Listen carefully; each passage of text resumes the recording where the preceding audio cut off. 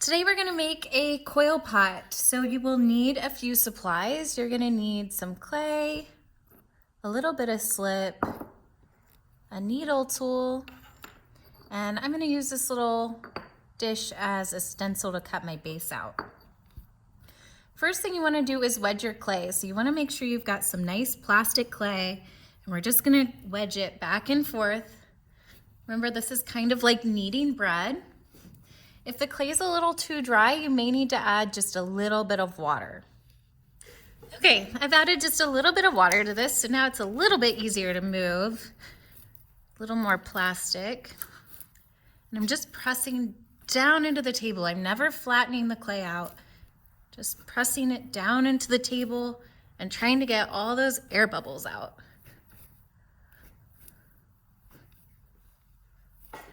After about 20 times, it's probably pretty good and we don't have to worry about air bubbles. So I'm gonna break a little piece off and I'm gonna use the small piece for a base. And for my base, I just wanna flatten it out.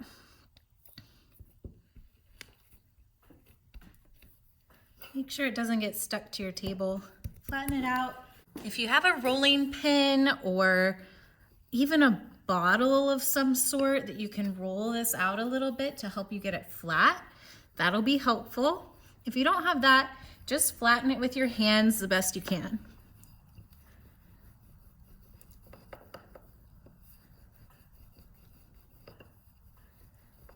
And I'm gonna make this about 1/2 inch to 1/4 inch thick.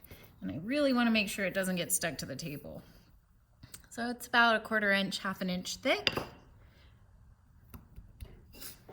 And now I'm gonna cut my base out. So I'm just gonna use this small dish as a template. Anything you have, any sort of shape that you wanna have your base, if you want a rectangle base or a triangle base, that's fine too. Just use some sort of template, something to trace around to make it nice and even. So I'm gonna use my needle tool and cut around the base. Remove the extra, and I can set that aside to wedge together for later. And now I have my base. Again, I'm making sure it's not sticking to the table, and I'm gonna kind of set it up here out of the way. Next up, I wanna get my coils going. So I'm gonna break off another little piece of clay and start to roll this out. Just like when you were little playing with Play-Doh, we're gonna just roll it on the table. The difference is, instead of just going back and forth, you wanna twist this as you go. So give it a little twist, and that's gonna help it from flattening out on one side. You'll notice it as you kind of roll like this, it's gonna get flat. So if you keep twisting it, that's gonna help it stay nice and coiled, round shape. Keep twisting. And then I kind of spread my fingers out as I roll, and that helps too. And I'm gonna roll this coil out nice and even and try to get it to about same thickness, 1/2 inch, 1/4 inch thick is usually pretty good. You can go a little thinner if you want, but the thinner you go, the more fragile that coil is going to be.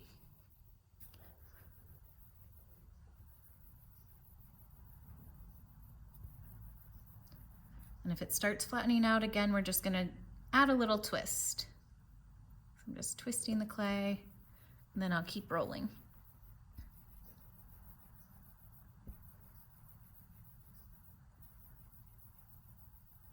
And see how I'm kind of starting in the middle, spreading my fingers out and rolling as I go.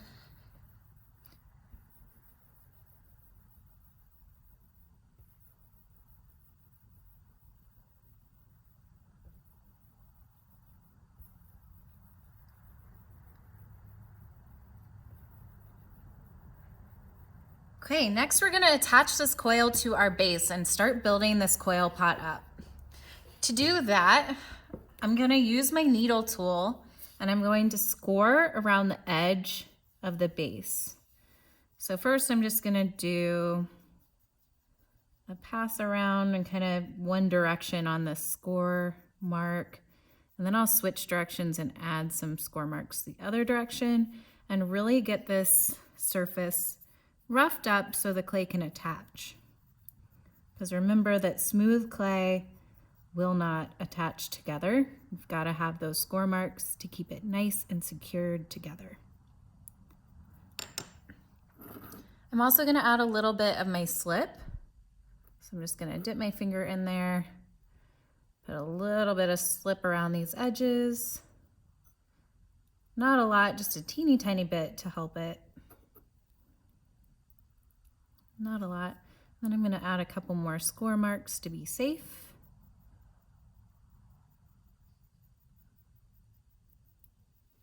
I'm also going to score on the coil. So all along the part that's going to attach to the base.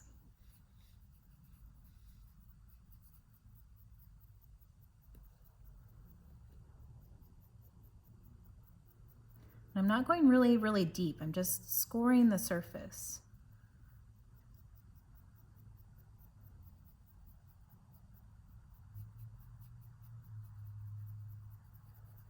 Okay, once I have that scored, I can flip it over and start to attach it onto the base. And I'm just giving it a press little, messed that up.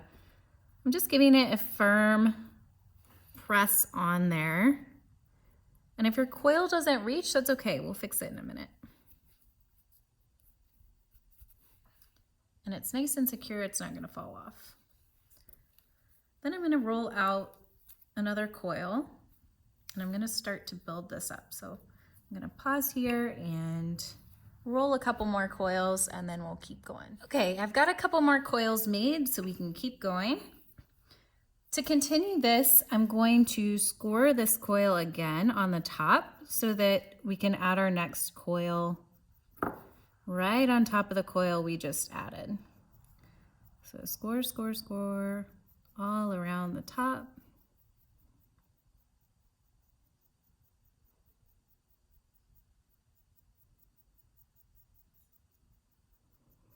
And I'm not going too crazy with the score marks because I want to keep them isolated to where the coil is actually going to attach. I want to make sure that they don't get all on the side where we're going to see. I want to make sure they stay just where clay is going to adhere. And then I'm going to also score the coil that I'm going to add on top.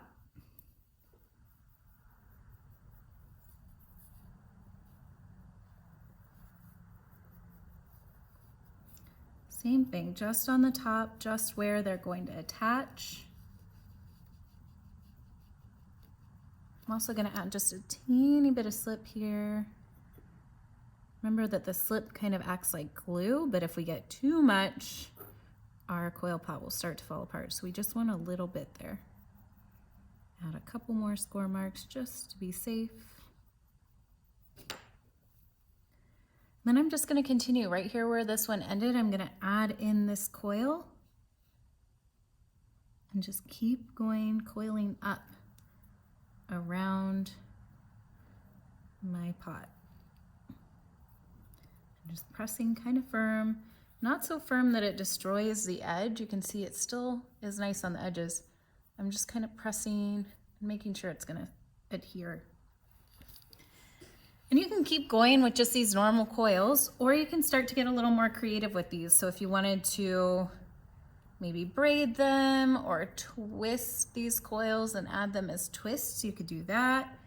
You could curl these up so they could be little like curly cues and you could add them. It's completely up to you. If you want to add those designs or if you wanted to cut out shapes and put shapes in, flowers, whatever you want. So if I want to add a coil, you can do that. If you start to get these little cracks, it's just the clay drying out, so you can add just a tiny bit of water. Use maybe your sponge to kind of add just a teeny tiny bit of water.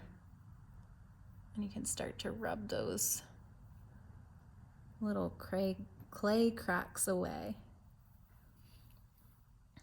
Then I'm going to attach this coil.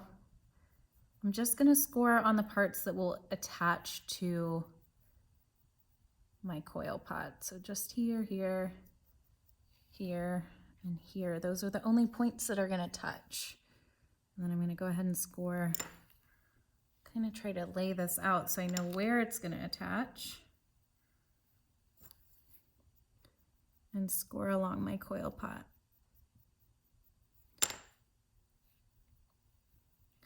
Like that.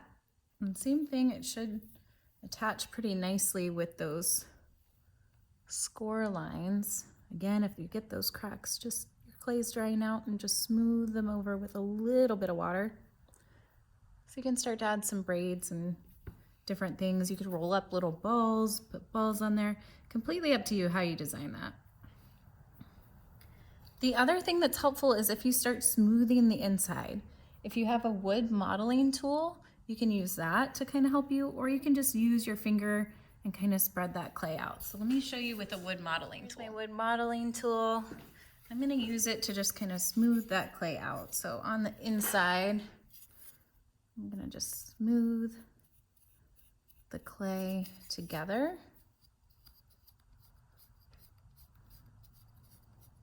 And that's gonna help hold this all together.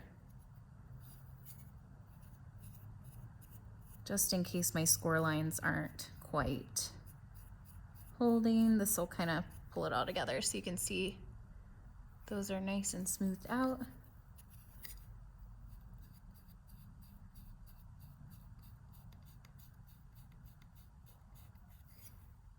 Like that. And you can't tell from the outside, so if I wanted to keep this design, that would be safe, but the inside is smooth and connected. So again, completely up to you how you design this. Whatever theme you want or design you want, you can add in as long as you're scoring. That way they'll attach and then smooth out the inside so they attach. Don't forget, if you don't finish all at once, to cover your piece really well with some plastic. That way it doesn't dry out. And if you are finished with it, just leave it nice and kind of halfway covered. That way a little bit of air gets in, but it doesn't dry out too quickly.